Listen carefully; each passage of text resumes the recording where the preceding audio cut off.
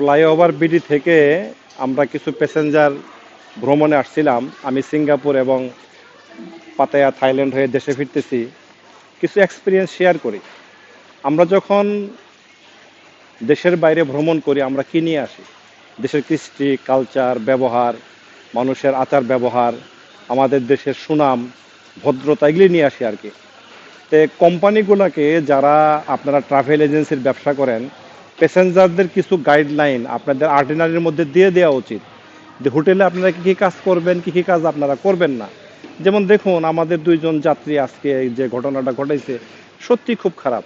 Hotel থেকে glass নিয়ে চলে আসছে, কেউ তাওয়ালে নিয়ে চলে আসছে। এগুলো আমাদের দেশের জন্য খারাপ। গাড়ি থামিয়ে ব্যাগ সার্চ করে জিনিস কিন্তু হোটেল কর্তৃপক্ষ নিয়ে গেছে। এই যে আপনারা দীর্ঘদিন যাবত এই হোটেলগুলোর সঙ্গে যে কাজ করেন, এখানে একটা রেপুটেশন নষ্ট হয়ে যায়।